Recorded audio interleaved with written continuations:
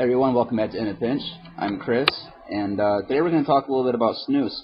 I hope you'll pardon my indulgence. I am sitting outside in the garage enjoying a diesel shorty.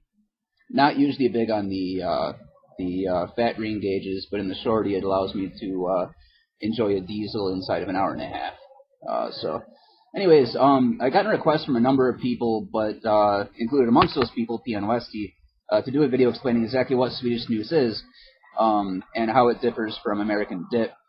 This is a topic that has been covered a lot. I think pretty much every American who, at least who has done Swedish Snus reviews, has talked about the differences between Swedish Snus and American Dip.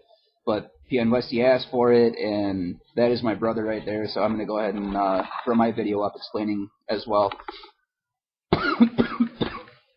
Oh. I also just took a pinch of Toke whiskey and honey.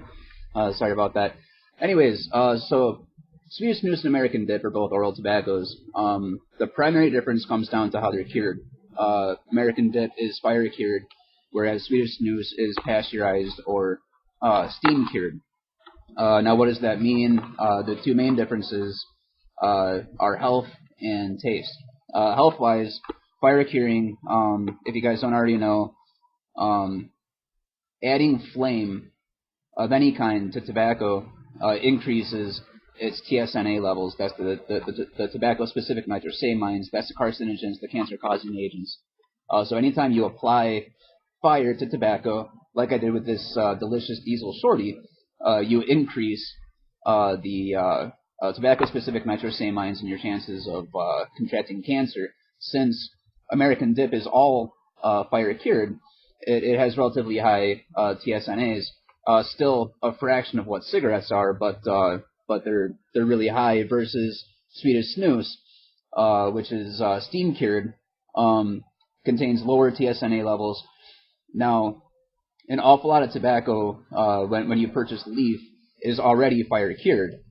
So even if that is then processed in a steam curing process, it retains some TSNAs. But if Dip has a fraction of the TSNAs that cigarettes have, Snus has a fraction of the TSNAs that American Dip has.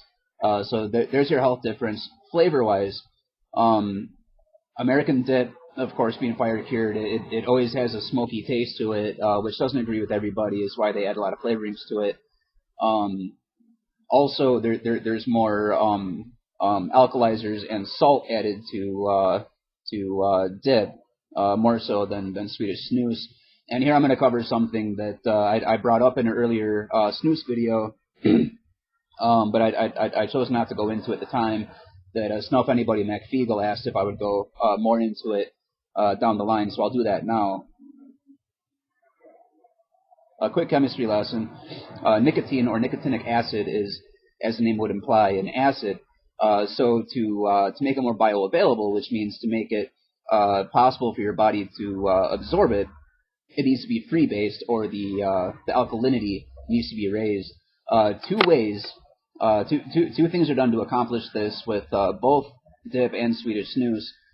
First, salt is added, which neutralizes your saliva, and then alkalizers, either calcium carbonate or slake lime, is added to then raise the alkalinity, which freebases the nicotine. So, for example, and this is why in Swedish Snus the nicotine milligrams per gram can be misleading, because it comes down to alkalinity. Something with 8 milligrams per gram can actually register as more nicotine than something with 10 milligrams per gram or 12 milligrams per gram if the alkalinity is clicked up one notch. Versus the stark portion. With American Dip, much higher levels of calcium carbonate and salt are added to it than with Swedish Snus. So what you end up with, other than the Dip tasting saltier than Swedish Snus, is that Dip, the nicotine, all hits you in a pretty short period of time. It comes on very quickly. It hits you hard and fades after about 10 minutes, whereas Swedish Snus takes a few minutes to get going.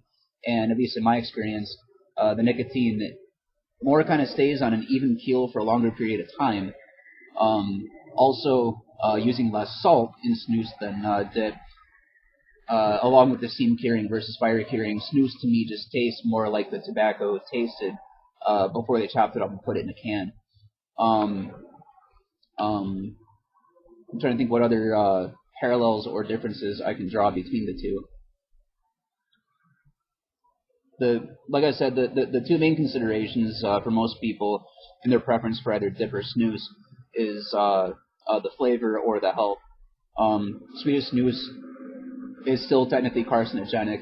It's very much on the low end, much like nasal snuff is, but much like nasal snuff, oftentimes fire-cured leaf is still used, even though the final product is actually steam-cured. So there are still TSNAs present, although significantly less.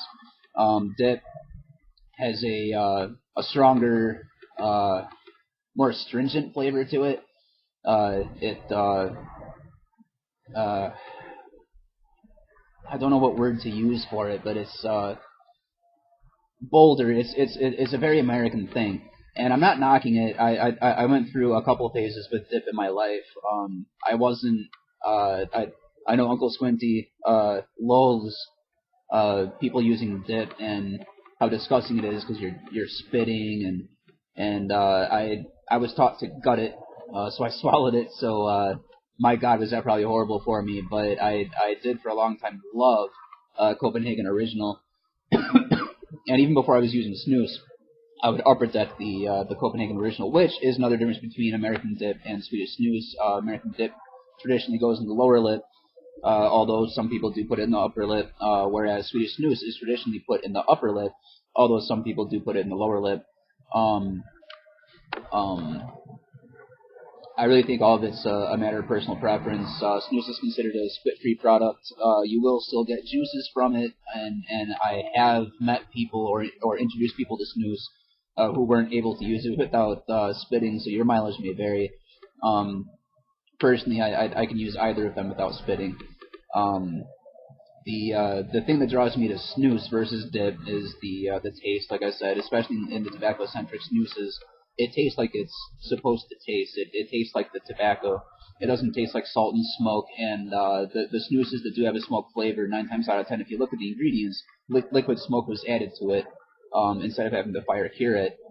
So in Grove, for example, to the best of my knowledge, no fire cured leaf is actually used in that, because by the taste, I would have to say that the Grove is probably a burley predominant snus.